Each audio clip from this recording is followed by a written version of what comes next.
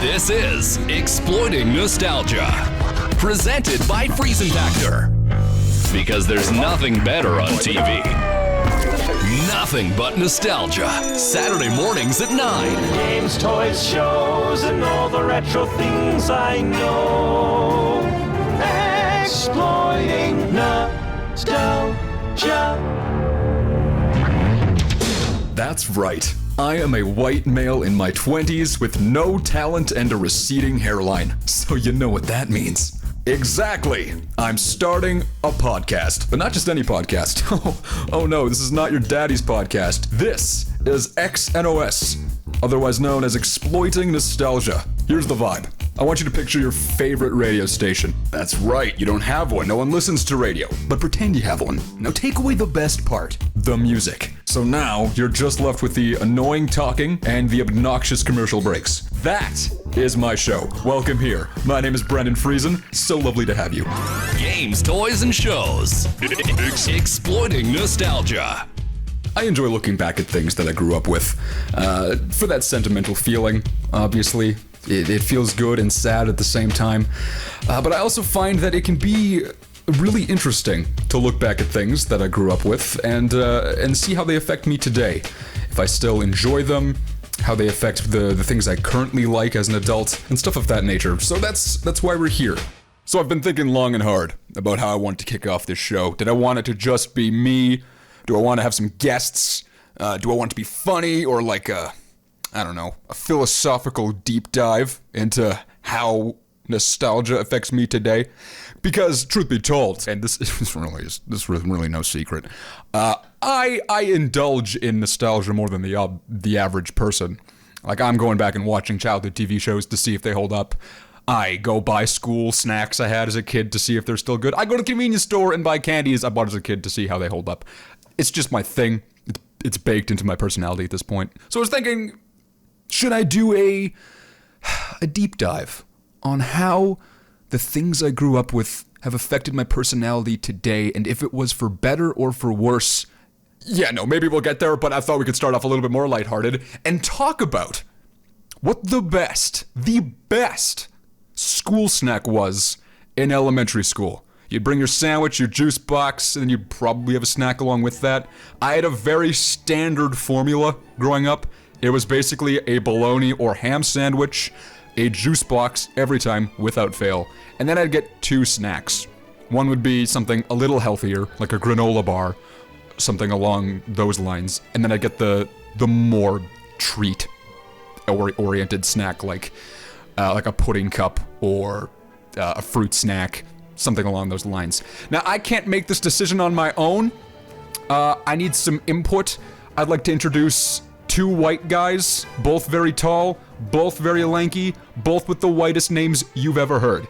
My best friends, Logan and Spencer. Here's two lanky white guys. I'm Spencer. I'm Logan. Logan's the king of self-depreciating humor. Hell yeah. I sound like shit and I love it. Logan has some strong opinions about liquor. You know what doing a tequila shot tastes like to me? It tastes like I did a shot of tequila, which first of all tastes like shit, and then I licked some salt and sucked on a lime. No part of it was like a cohesive experience. It tastes like someone was trying to make diesel but fucked up. That sounds like the opinion of a bitch. And apparently he can only talk about, well, food. What the fuck are we gonna talk about? The whole episode is about, these fucking chips, because they're busted, not gonna lie.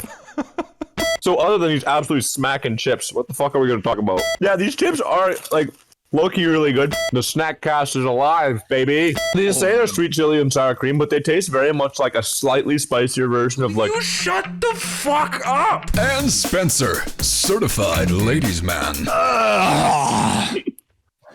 That's the noise I make in bed. You can count on Spencer to take things seriously when no one else does. Let's talk about the one thing you hate most about society. Wow, man. Way to bring the room down. Welcome to Exploiting Nostalgia. Today we're going to talk about if global warming's real or not. You know, just like you would as a kid. Okay, next up we're going to talk about why democracy is not the answer. All right, let's get into it, guys. This is the Exploiting Nostalgia School Snack Debate. All right. Hey, Brandon. Hey, Logan.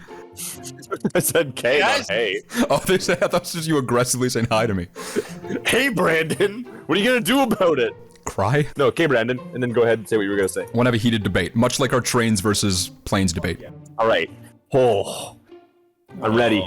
I'm gonna roll my sleeves up even more than they were. More. Now, I went into the trains versus planes debate knowing the answer, okay? Fuck me. Okay. Because there was only one clear answer. And I want to make it very clear, Spencer agrees with me that trains are cooler. And yeah, you're both clearly wrong, and that's okay. I still love you both. Continue. What were we gonna talk about? And in this debate, I would like to request that you try your damnedest, not to talk over each other. Wait, are we having a new debate, or is it still the same one? This is a new debate. Okay. This is a new debate. Fuck, I cannot promise we will not talk over each other, but I will try. I want to come to a mutual conclusion about what the best school snack in elementary school was. We could even agree on a Netflix show. You think we can agree on something this broad? Okay. Okay, so specifically a school snack. Like a snack you bring in your lunch. So not a focal point of the lunch, it's an auxiliary item. It's the part of the lunch that after you finished your sandwich and your juice box, you get excited for. So we're not talking drinks, we're not talking beveraginos, and we're not talking main courses. No. Okay. Like, it's a strong contender, I would say, and it's the Scooby-Doo fruit gummy snacks. Now you can get all of Scooby-Doo's friends in your box of Scooby-Doo fruit snacks, free with 2 tokens from specially marked boxes of French Toast Crunch. Oh, and Scooby-Doo, too. Now, those are elite. Those are absolutely not elite. only did they taste great, but they were also, like, they had, like, a matte texture to them, which they did. I don't know. They weren't glossy at all. Maybe it's controversial, but matte textured foods that are obviously fake, but I think those just are more appealing to me. I will go with you on that as far as to say matte gummies are always elite. After that, I'm not agreeing to anything necessarily. Okay, but do you know what made... Scooby-Doo snacks were in the top tier, but what really made them was the blue one. The blue one. I'm picturing the blue one. Yeah, because they were all decent, but the blue one was a god-tier gummy. All of them were great. That one was legendary. Yes. Okay, so we've heard Spencer's proposal. Brandon, what is your proposal to this argument? My immediate reaction to this question, it comes down to Gushers. Gushers fruit snacks will blow you away. They're bursting. Blasting. Gushers fruit snacks. The blast of fruity juice will blow you away. I love Gushers. You were a Gushers kid. Gushers are incredible.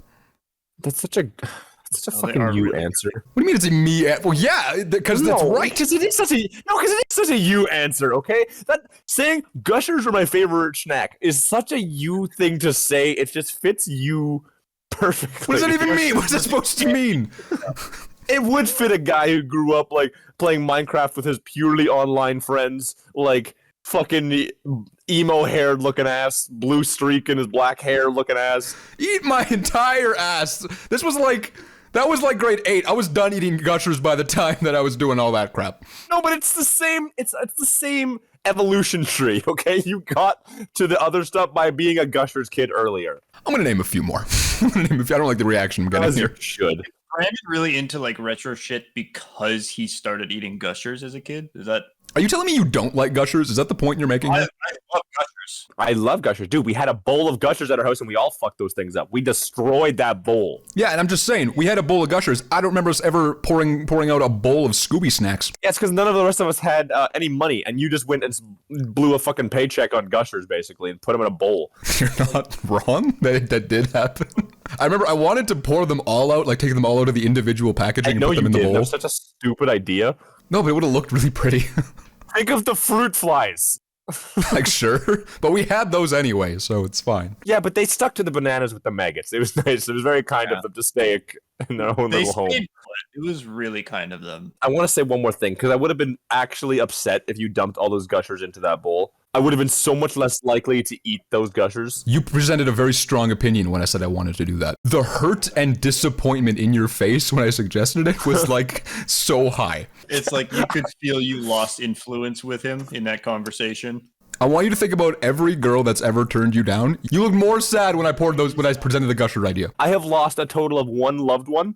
That might still beat it. It was close. It was very close.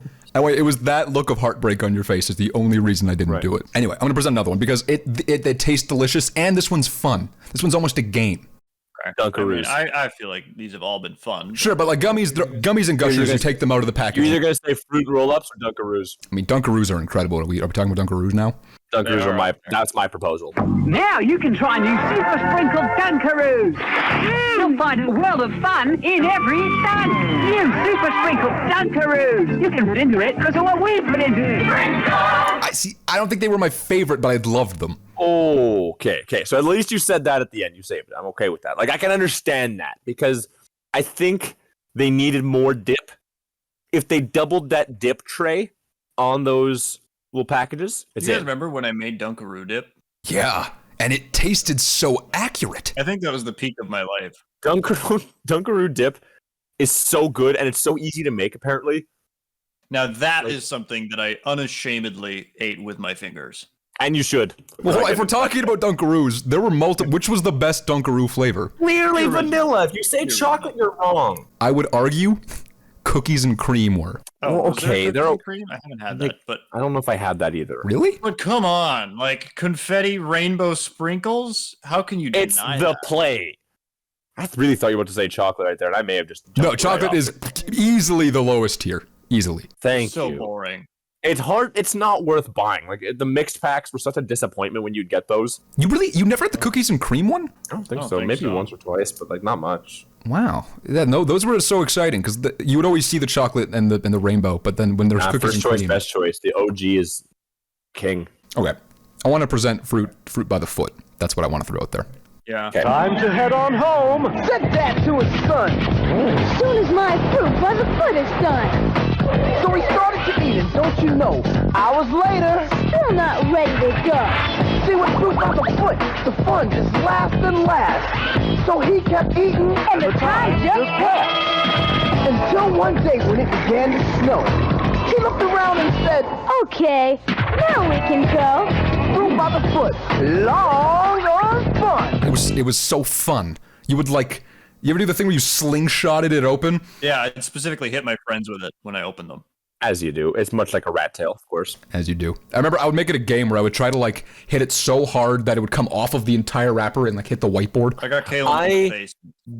Didn't love them. They were good. Wow. But like, I think I'm were- on your side there, Logan. like they were good. I would not even put them in the great tier. I think it's because like they just weren't, the taste wasn't interesting enough, right? You get it's like the Gusher exterior because it's the same company. Yeah. But now you have like a whole 3 feet of it. Now the format is elite because like rolling it up like that, fun. Super But cool. super cool. But it was too much of that. And it just I think it love was more fun than and your hands are always fucking sticky after. It's just not. You want to talk about sticky hands? I was disgusting. I would take the fruit by the foot, wrap it around my finger, and then suck it on my finger. the psychological issues that I have with that. Just How is that any different than you shoving your whole hand in a bucket of sauce? What's the difference? you like. you're the such thing a is, you're fucking wrapping villain. something around your finger, and you're sucking a solid off of your finger. It just No, listen.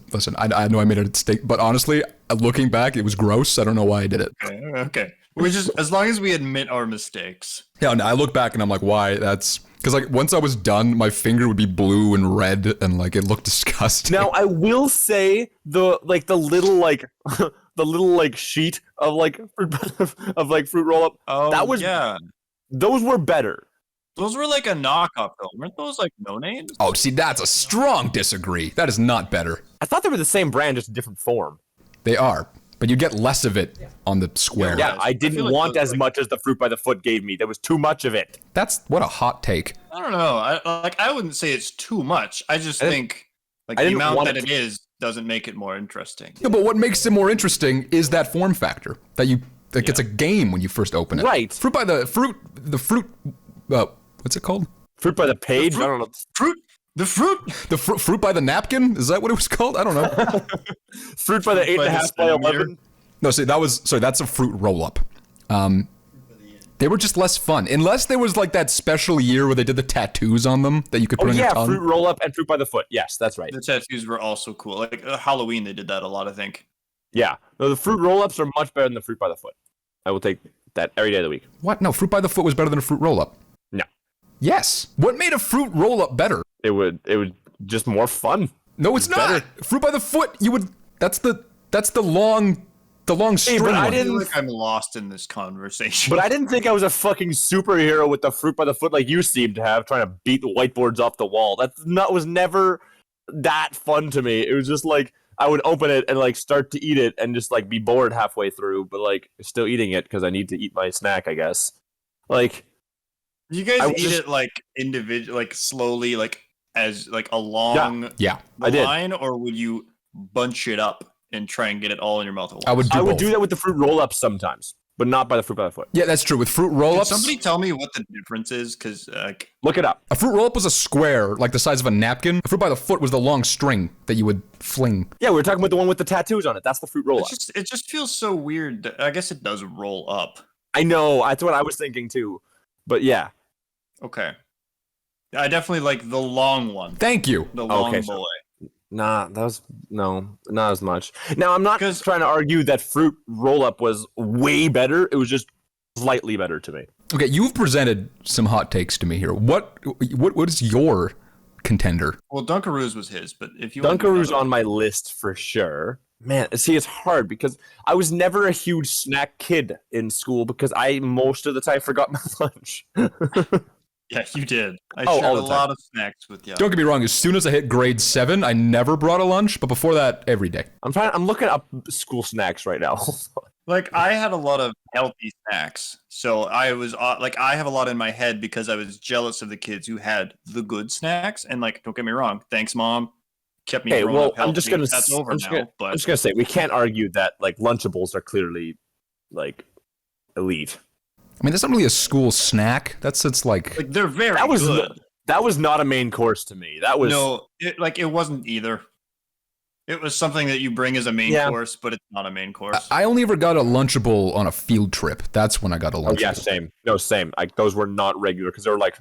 As a kid, I was so mad about it, but now going to grocery stores, I'm like, those are $4 each. Yeah, I get it. I wouldn't have either, Mom. I get it. I would not have either. I understand, Mom. I'm sorry for ever doubting you. I had a lot of wagon wheels, but I had too many wagon wheels, so they weren't very interesting to me very quickly. Yeah, it's true. Good. They're a tradition with a few friends of mine, but like they're not actually that good. They're okay. So Dunkaroos might be my option here. I did have a lot of Bear Paws as well, but they got stuck in the teeth too easy. I never liked those. They were so dry. They were fairly dry. I'll admit that. You needed a drink with them. I remember you had a lot of Bear Paws, and sometimes you'd give me like a half of one, and I'd be grateful. Absolutely. I shared a lot of Bear Paws because, like you said, they are quite dry, so you get bored of them if you don't have a drink. And I'd be like, I actually, friends. Like, when I see Bear Paws in the store, I actually think of you. I'm very okay with that. It's a very strong, and like it's definitely not bad. That's funny because whenever I'm in the bathroom and I have explosive diarrhea, I also think of Logan. Listen, man, fuck you. How about? Okay, well, that came out of nowhere. Listen, bro, you didn't have to do that. I thought we were naming things that make us think of Logan. I thought that was on brand. No. Welcome back to the podcast where we talk about our childhood. Also, Logan reminds me of diarrhea. Also, our poops and what friend they remind us of. I think Dunkaroos are my official submission. Really, Dunkaroos are the best school snack. That's your take. Like they're really Stop saying it like that, but yes. Yeah, stop making him feel bad for his That's choice. your take. Like, it's not even that weird. Honestly, I would put them in the top 10 for sure. So it's not like egregious. The dip is elite, and it carried. Yeah, it really did. Because you'd always leave that little cracker that was just shaped like a token with just a D on it. You leave that one for last because you can get just the most dip on that one. You Honestly, can dig I up would every corner. Sometimes I wouldn't even eat most of the tokens with the dip, so I could save that circular one for all of the dip. It's true. Yep. It's true, though. I'm glad you're not the only one. Or I'm not the only one. That was the best dip bearing with my cracker. fingers. No, and that's 100% acceptable. You should. I can't remember who it was, but there was somebody somewhere in one of my classes that actually didn't like the dip and just wanted the cookies. And they would give me the dip because they're like, well, I don't want it. And so I just got free Dunkaroo dip. That's just such a win. Yeah.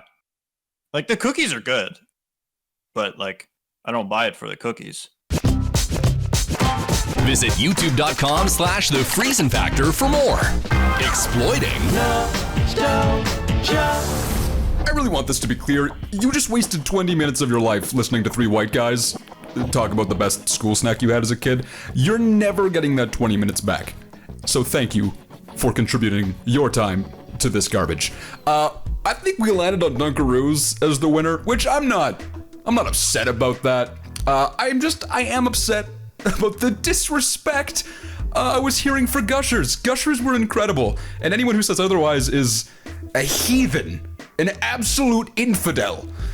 We didn't mention a few. Actually, we didn't mention a bunch.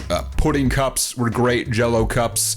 There was those fruit to go like strips with that weird processed fruit thing. You liked them or you hated them. You probably hated them.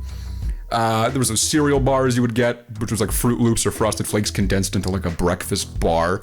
I don't even know if they still make those, but they were definitely around back then. All of these were good, but nothing that we thought was a contender for the best snack. In terms of healthy snacks, which we didn't really touch on, you got yogurt cups and those peach cups, cheese and crackers. I think the hands down the best one were cheese strings.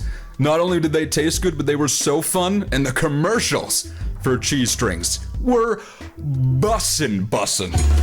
Cheese strings, 100% cheese, 100% fun.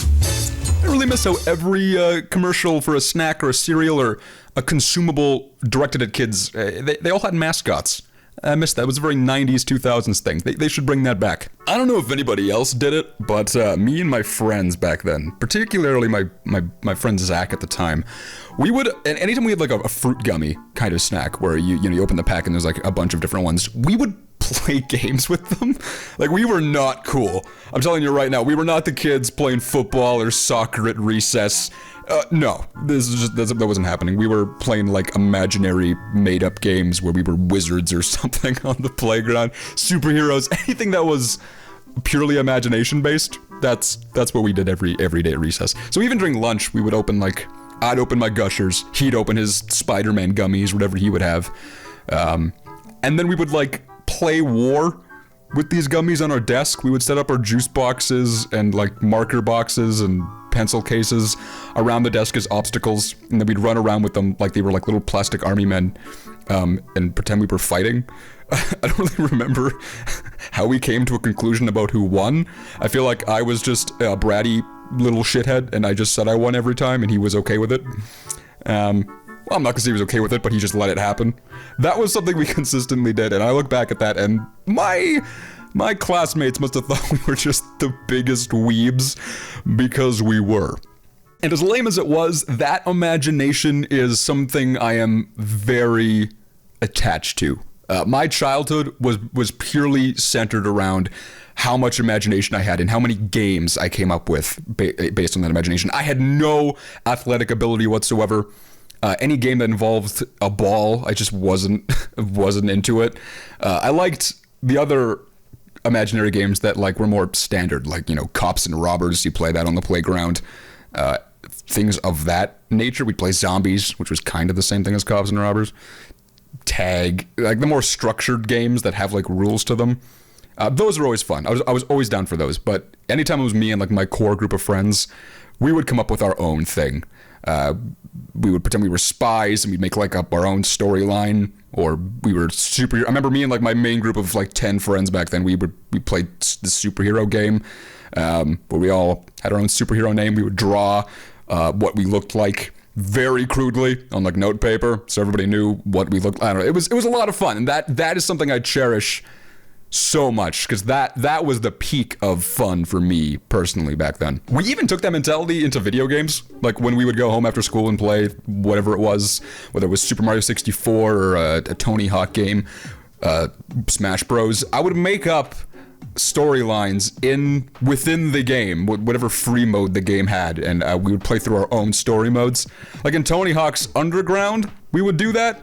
Because there was like, the 12 levels you could choose from. You could create parks as well. We definitely implemented that. And I would come up with my own storyline for my friends to follow in these video games. I would kind of just narrate it and tell them what was happening. And it was fun. It was a good time. I don't know many other people who did this. This feels like a unique thing to me. But if you did something similar, head over to the Exploding Nostalgia page on anchor.fm. You can leave a voice note, which I would love to feature in a future episode, talking about if you did something similar. Also, you can leave a voice note asking a question or giving us your opinion on the school snack debate. What do you think was the top tier school snack? I'd love to know. A lot of those games that I used to make up storylines in are some of the most nostalgic for me, because it wasn't just the game how it was intended to be played that feels sentimental. It's like I made my own game out of this game, which made it feel like even more of my own thing.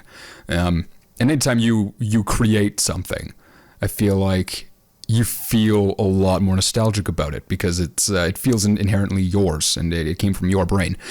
I didn't make these games, but I came up with my own like ideas inside of them, which made them all, unique to me. A genre I sort of did this a lot with a little bit later. I had an N64 for a lot of my childhood, but eventually we got a PC. And when we did, it didn't take too terribly long for me to discover MMOs. And that was a genre that I found lent itself well to creativity. There's a lot of role-playing that can be done in MMOs.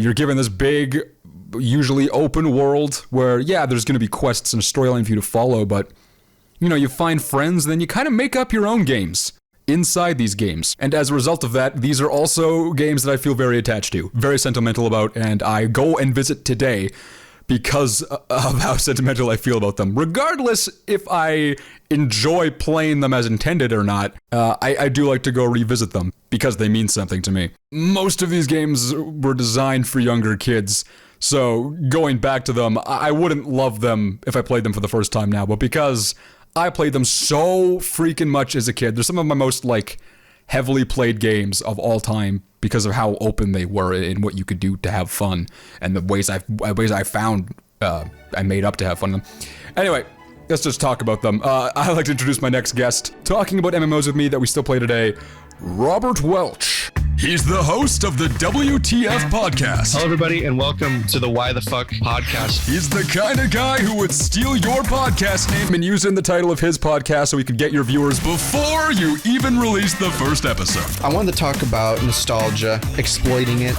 Asshole. He's a podcast host, he creates short films that may or may not have a plot, and he looks like the love child of Bo Burnham and Post Malone. YouTube.com/Robert Welch and YouTube.com/Redjack Pictures. Time to start. Burning Friesen. Matt, were you getting a glass of water or filling an entire fucking lake? I was getting a glass of water and then I got a call. How tall is that glass of water? I got a call and I needed to answer it. I found $10 on the ground today. Oh, that always feels really good. Then go straight to your this month's Wizard 101 membership. I did actually buy a membership. Did you? Who will save Wizard City? This may be the one. They'll have to be brave.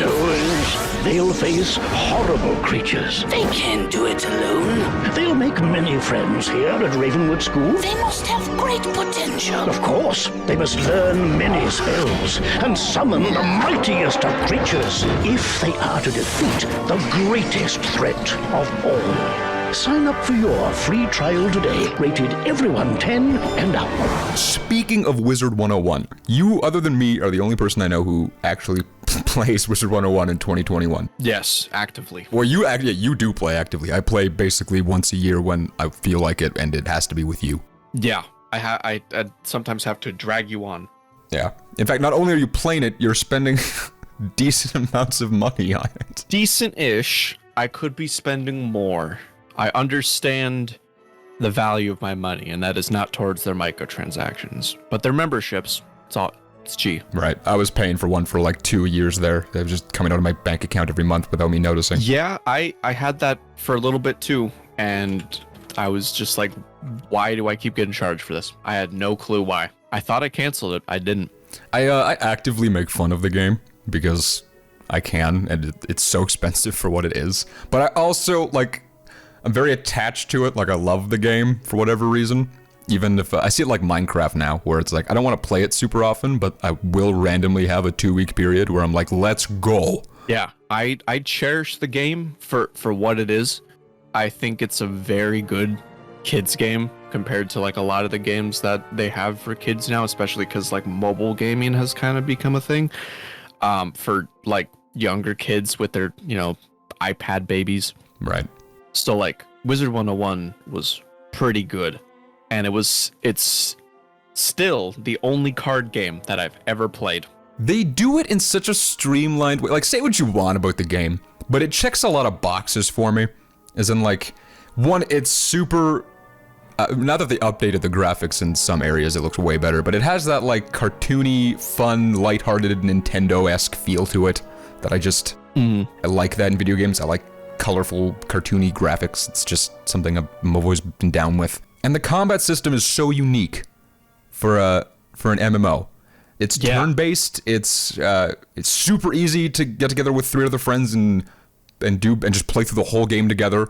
It's pretty self-explanatory up until you get to like level 50, and then they start getting complicated with it. But even then, it's like still understandable. Yeah. And by then, you've played so much of the game that like you are familiar enough to take on. It's true. They drip feed the skills you learn throughout the game at a pace where it's like you can learn it. Yeah. But what really gets me is the card system that they use. It is the only one that I've ever liked, because every game that uses a card-based battle system is so weirdly complicated. Yeah, there's not been a card game that I've enjoyed at all. Even like Pokemon, I'd rather play the video game than the card game, because there's just some stuff that like I don't understand, and they don't explain it very well, and it's just kind of unnecessarily complicated. Yeah. And it's also, this is the only card-based MMO. I don't know if Hearthstone's just like a PvP game, I think. It just looks so complicated. And then there's Magic the Gathering, and it's like, why would I ever? The Magic the Gathering gets complicated. That game, I can't wrap my head around it. It's also just like, I'm a total nerd, but I'm only willing to put so much effort into being a nerd. If it becomes too complicated, I want nothing to do with it. Even when I play D&D, like, there's a lot of stuff in the book that I just kind of ignore or get somebody else to do for me. I'm there for the fun role-playing part of it. Yeah. There's a lot of technical shit behind the scenes that I have no patience for. But Wizard 101, I've been playing that game since 2009, which is crazy to me. I was like an early adopter for it. And that was like the third of... I see my PC gaming experience in like 4 pillars. There was the first one I spent a lot of time with, the second game I spent a lot of time with, the third game, which was Wizard 101, that I spent an egregious amount of time with, and then the 4th game. When did you start playing it, actually? I remember seeing a lot of commercials. I think I started playing before Zafaria, which for people who don't play the game is the 7th World. And did they have Celeste already when you started? I think so, because I think I remember seeing the Celestia commercials, but that may have also included Zafaria in those commercials. So it may have been before Avalon. That's still early in the game. It is, but that feels so much later to me, because I was like my deepest love for the game when I was like really just constantly playing it every day after school was before they added any new worlds after Dragonspire. Yeah, it was like 2011-ish when I started playing it, and it's very slight emphasis on started playing. I think before I started even taking the game seriously at all, and like went back to it and was like, I'm gonna play through the game with a membership and actually get shit done. I think my highest level wizard was like 22, and I was in Grizzleheim, so I was like barely in the game at all. Oh yeah, because your parents they let you get a membership. Yeah, so I was able to do things for some period of time, but you know, I had other games that were taking my attention. I played that game for like a year without any real money invested into it, because like my parents didn't do that. That was not something they were willing to do. So I was playing at like level 12 for like a full year, just like refighting the Kraken over and over and over and over and over and over and over again. Like, yeah, if it wasn't for the prepaid cards that you could get at the store, I wouldn't have gotten that either. Right. The fact that there was a physical thing with a code that were like, my parents were like, okay, I'm down with it. See, I never saw those anywhere. That would be like Xbox Live Arcade, where like, yeah, your parents are more willing to buy that. But like those Xbox points. They used to use Xbox points back in the day. I never saw this. When I eventually, after like a year, when I finally talked my mom into it, we went and bought one of those prepaid Visa cards because I found out those existed. Oh. And that's how I finally. But it was so annoying because everything is listed in US dollars on their website. So for me, I got like a $30 card the first time. So I was really excited to get $30 worth of crowns because I thought at the time that was more worth it than a membership. But I couldn't because of the tax. It came out to like 30 or the exchange came to like $32 or something. So I had to get the $20 version and then have like a shitty amount of money left on the card. That hurts. It sucked. I was so mad about it. That was like 10,000 less crowns I could get, which was a lot to me at the time. Yeah. In that year where I didn't have any money, I just spent all my time like, I treated the game like I treated Club Penguin a few years earlier because I couldn't advance the story. So I was like hanging out in the commons, going to people's houses, because people used to like throw parties in like the towers in Ravenwood where you would just go stand in the tower and then pretend you're partying. Yeah. It was kind of just you were doing all of the free to play virtual world kind of stuff. Exactly. I was treating it like a role playing like Sims like simulator for like a year. And I had a lot of fun with it actually at the time. It was good. Not to mention the amount of times I played up until level 12 with different wizards. There was countless. Mean, technically, if you have a lot of patience, you could probably hit max level with doing nothing but farming. No, you couldn't. You would slave your life away, but I'm sure you could. It took me like 9 months with that first wizard because the highest you could get at the time was like level 12, doing every side quest and everything you could do. I remember I got from level 12 to 13 by just fighting the Kraken over and over and over again, or other bosses that were available. And like that took so egregiously long just to get that one level. Like it would take forever. Yeah, no, I played Wizard 101 from like grade 5 to grade 7. When they introduced Celeste and Avil in some of the newer worlds is when I started to taper off, because that's when my friends showed me Minecraft. Yep. Minecraft completely took over my life for like 7 years. Minecraft consumed me for so long, and it was the time when I like started actually using my YouTube channel a lot more. So I'm making so many YouTube videos on Minecraft, multiple Let's Plays, and I was watching a lot. Yeah, no, I'm gonna make a whole episode dedicated to Minecraft because I could talk about it forever. It was basically my entire personality for a really long time. We would not be the same without Minecraft at all. No, it's probably the game I feel the most nostalgic about in terms of impact on my life, because like the amount of YouTube videos I made about it, the amount of friends I made through it, the amount of time I spent like learning the ins and outs of the game and changing skins and mods and like... Yeah, I think that game made me, for one, it made me a lot more creative because obvious, but like it made me more adept at what I could do on my computer because I would see like Sky Does Minecraft doing mod videos, and then I'd go and search how to do mods, and then I'd figure out like the ins and outs of how the fuck computers do their shit and how to find files and all that stuff, and that really helped as like a 12-year-old kid. It's true. I knew nothing about computers at the time, but when they showed me the game, when my very earliest experiences with it were with mods, because my neighbor's kid was playing it and he introduced it to me, and I remember at the time I thought it was called Minecraft, so I thought it was like this shitty educational game or something. Yeah. It wasn't. Anyway, they had like too many items installed, or not enough items, whatever it was called at the time.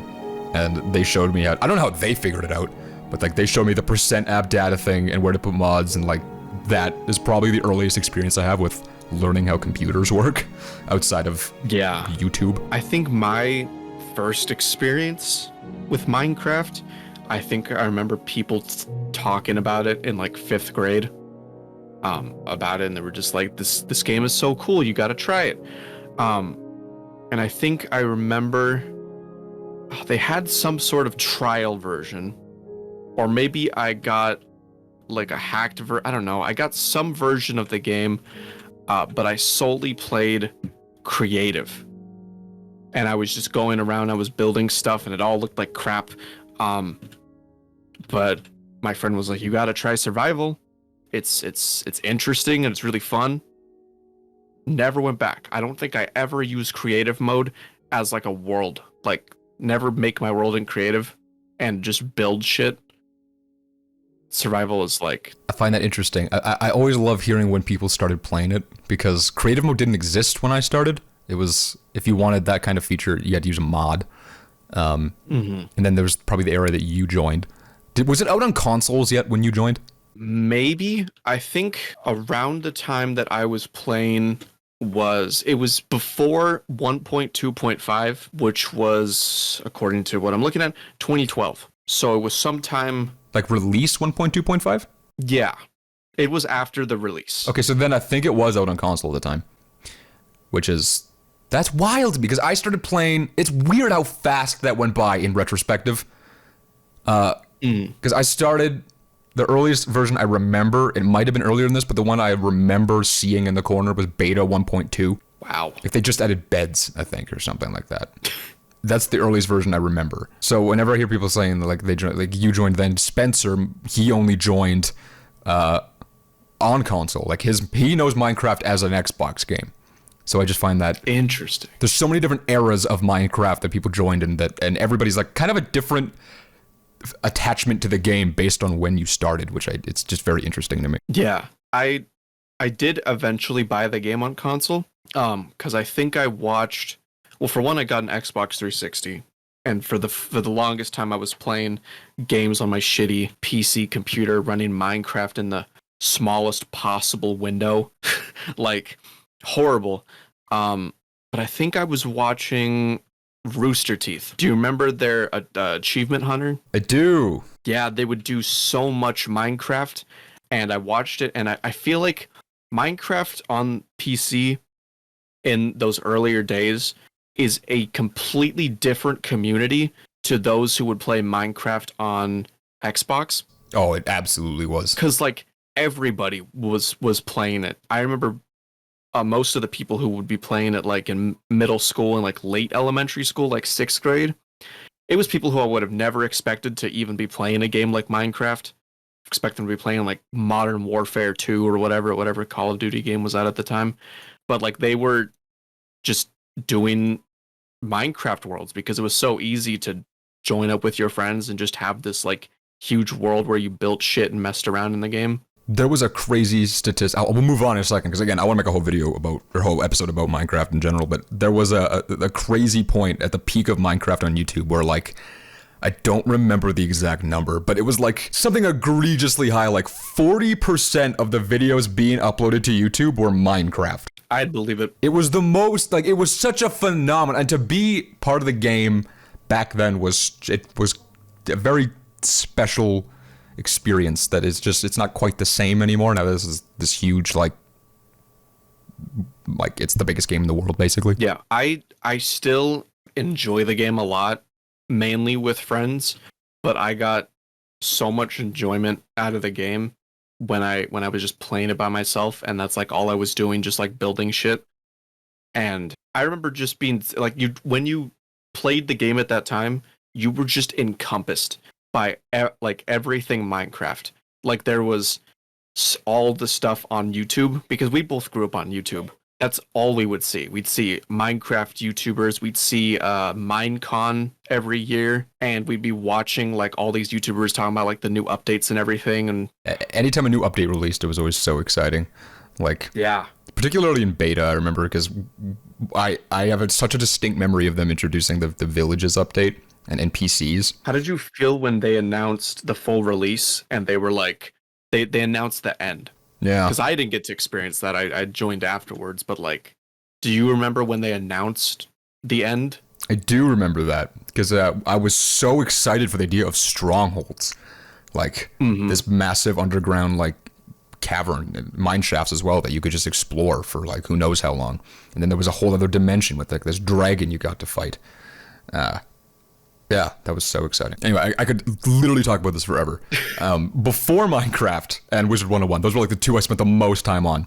I had a phase that was like a few months, but for those few months, I was just binge playing Adventure Quest. I don't know if you've ever played it. I have seen it though. It was a terrible game. Like, it was honestly horrible. It was like that 2D MMO game, right? It was a 2D like Flash MMO, but it's not even an MMO because you never interact with other players. They made a game called Adventure Quest Worlds where you do. Adventure Quest Worlds, the multiplayer game that plays in your web browser. Rated everyone 10 and up. Play free now at aq.com. The original game was like a Flash game looking bullshit where you don't walk around as your character either. Like, it's a point and click. So if you want to go into this building, you click on it, you click on it, then you're in the shop, you click on the shopkeeper, you can go through a menu system to buy new weapons and stuff. And the whole game is turn-based battles, where you like, there's a battle button in the right corner, which when you hit that, you kind of quote-unquote leave town and you go fight monsters and you level up, you get money. And then there's quests on like the world map. It was weird. The game had a crossover with Wizards of Waverly Place. Like, what? Yeah. They had some special Wizards of Waverly Place items where you could get Alex's wand, the dad's wand, the magic carpet, and the fire-breathing dog from season 1 as like, you get that as a pet. Wow. Right? I thought that was so, like, what a weird collaboration. How did they even pull that off? That is weird. I don't know, because, you know, obviously there was the collaboration with Wizard 101, but that was just Selena Gomez. That wasn't even like Wizards of Waverly Place, which honestly would have made a lot more sense. It really would have. But like, that kind of made sense because that was like a heavily advertised Disney thing. So seeing that crossover was weird, but not out of the realm of possibility. Yeah. Adventure Quest, that was bizarre. That made absolutely no sense. Looking at these things of Adventure Quest, it reminds me of a game that I played a lot. It was a Flash game called Epic Battle Fantasy. Wow, what a generic combination of words. I know. Apparently, they're still making new ones. Epic Battle Fantasy 5 is on Steam. The world is threatened by fascists, monsters, and demons.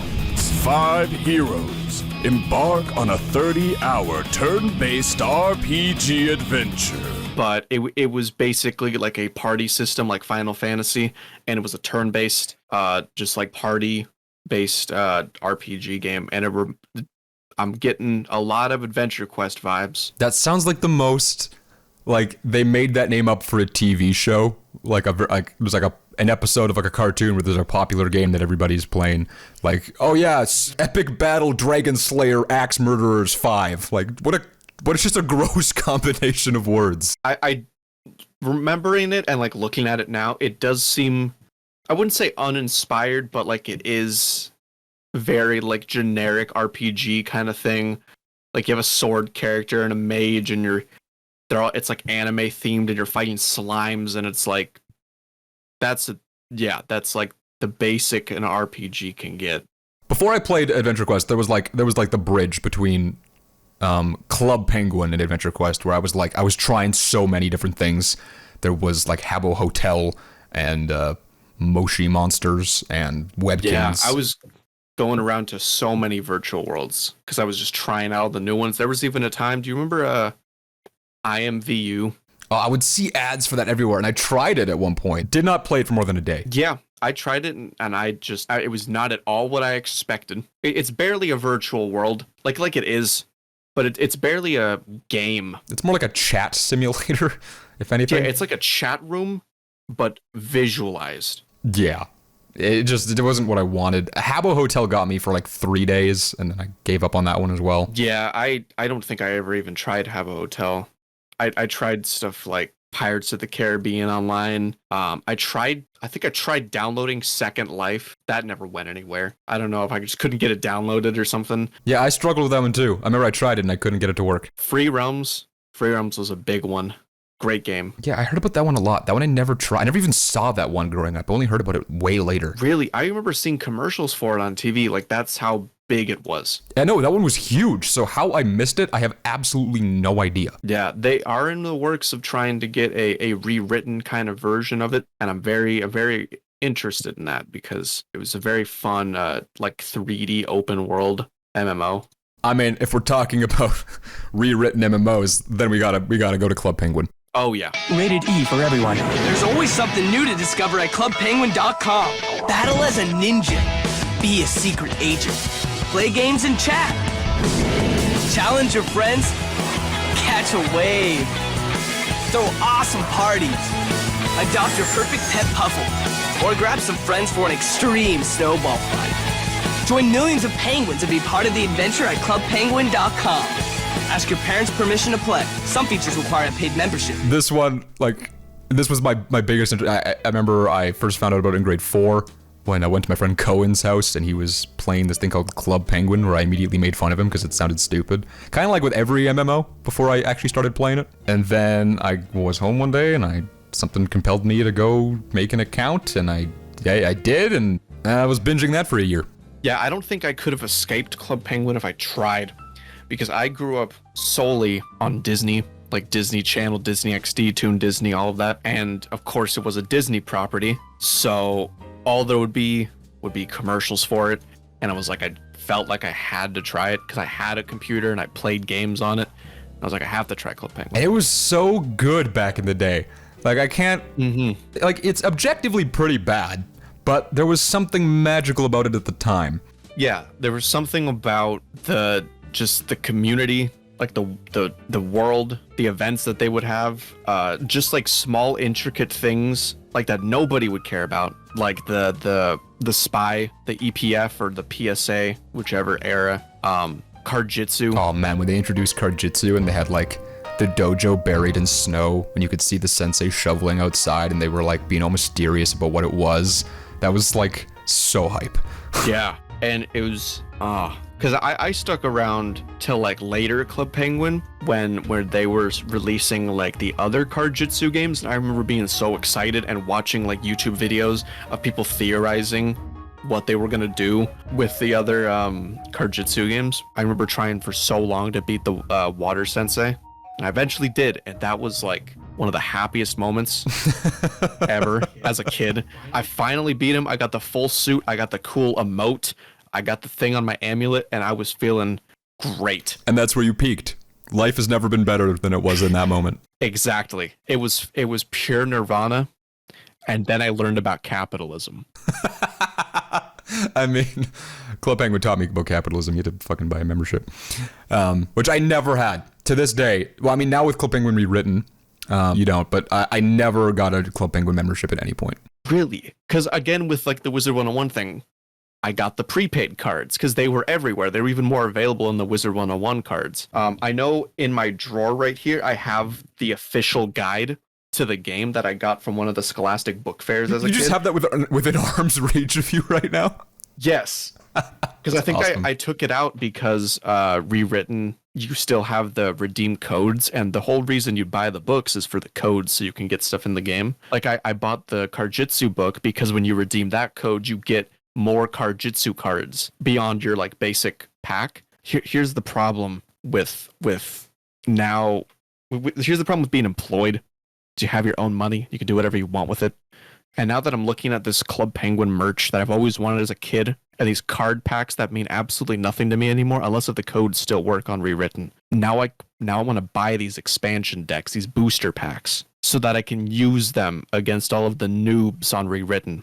This 23-year-old guy on Club Penguin rewritten, schooling 12-year-olds at fucking rock, paper, scissors just to show them who's in charge. Exactly. Yeah, I think not having a membership back then, weirdly enough, this sounds like counterintuitive, but like I think that's what kept me invested in the game, because there was like this whole aura of mystery and just this burning desire to do all the things that were locked behind a paywall. So I just kept playing even though I think Wizard 101 was better about that, because even though they locked you off at such an early point, there was still a good amount to do. You could even do practice PvP at like lower levels. Club Penguin, you couldn't even buy clothes. No, you couldn't buy anything, but you could still do everything. Like there wasn't any activity. But like a lot of the events, I think some stuff was locked behind paywalls. So well, it never really was. The events. I never really had that. You couldn't buy all the special items at events, but you could still participate in the events. Which, by the way, that is, I think, is what made me play Club Penguin for so long. They were really good at constantly having events to make you want to log on that day. Yeah, I remember I'd always keep up with the events. Like I think I was subscribed to the newsletter, and they'd be like, "Oh, the fair's coming." I was like, "Fuck yeah!" And every Halloween, I'd go on and I'd play the Halloween event. Every Christmas, I'd do the coins. Was it coins for change? Yeah, coins for change. I would play so much of that so I could donate coins to the thing. No, dude, I kept up more than anything else ever. I kept up with the events because I was not gonna miss them. I wanted to be on April Fool's so I could go to the box dimension. I even the things that were kind of insignificant, like the play at the theater would change every week, and I always wanted to know what it was. And you could get like the secret item at the back of the script book. Yeah. As well as that's what was fun for me because I couldn't buy anything in the game, but they always had free stuff that you could get when events happened, and you had to go find it. So I would do that a lot. So I ended up having this huge collection of stuff that was all given away for free over the years. That was kind of exclusive. You couldn't get anymore because it was such a limited time item. I really wish I could see what my like original character's inventory is. I know. With Club Penguin Rewritten, you kind of lost your original Penguin, which is sad. Yeah.